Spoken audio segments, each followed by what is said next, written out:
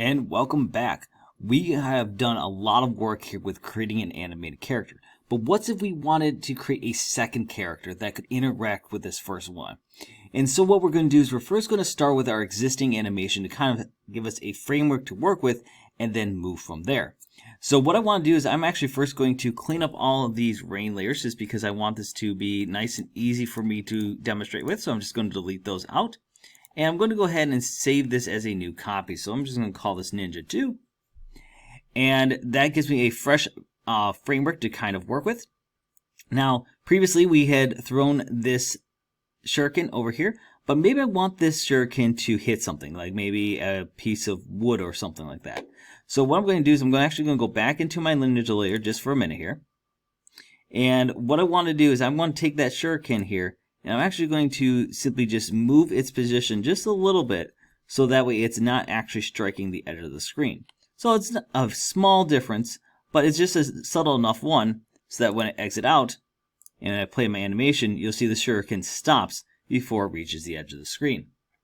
And what I want to do now is I'm going to go ahead and create a new layer, and I want to call this, for example, wood. All right, and all I'm going to do is I'm just going to go ahead and on this wood layer here, I'm just going to switch to kind of a oval tool, and I'm just going to go ahead, or actually a rectangle tool would be better because we can keep it rounded. And I'm just going to go ahead and put this in here. Now, of course, I don't have the right color here for wood, so I'm going to go find more of a woodish tone, and that looks pretty good there. And let's just go ahead and pull in a wood like cylinder here. I'm going to adjust that by simply just moving that over so I know the shuriken is striking the edge of this. And I, of course, can then add detail to this. So now that this is created, I can go ahead, I'm just going to go ahead and convert this into a symbol. And I'm going to call this wood barrier. Double click inside.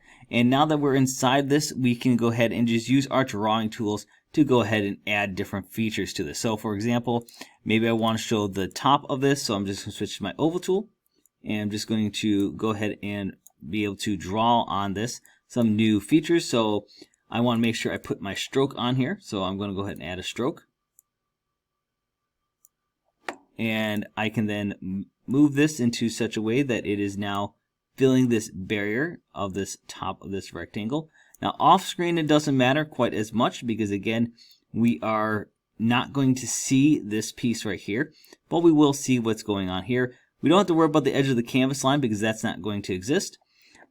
But then I can use like my line tool and I can draw some lines. So I'm just going to go ahead and start by first just drawing a straight line down. And I might add a couple other small lines into this. And I can use my selection tool to move that over as needed. So I'm just going to slide that over just a little bit. And then once that's done, let's zoom this in a little bit more here just so we can see this. We have, of course, a wooden log here. We know it's probably not perfect. So we're probably just going to do a couple small bends here to give this a little bit of some imperfections here to kind of help make this seem a little bit more natural. So again, just doing some small bends in these lines helps seem this a little more natural. I can add some additional lines in here just to, again, help make this wood seem a lot more natural. And I might put some rings across the top here. So I can use my oval tool to add some rings.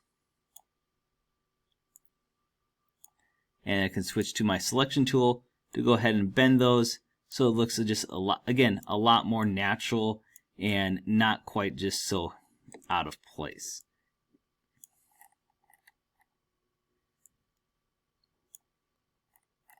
All right, and now that that's done, we're going to back out of the scene. And if we were to play this, of course, you notice the log is only showing up right here, which means I did not put this in the correct frame. So I'm just going to drag that on over to the beginning of the wood there. And now when I zoom out and I press play, you can see that it now hits that wood. All right, we do want to make sure, of course, that is setting into the correct spot, and you can see that is going into there.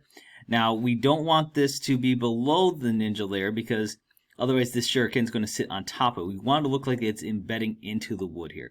I do see I have a small bit here where this line for the top of my log, of course, is not showing up properly, which means I can just simply go into that symbol. I can then grab these edges and I can manipulate this just enough so that way it's kind of more covering that edge. Again, we're not worried about what happens on this side of the canvas because that won't be seen. And we can come here and add other details. We could do other color variations and things like that to really help give that a little more depth. Because remember, here we had the ninja all in shadow.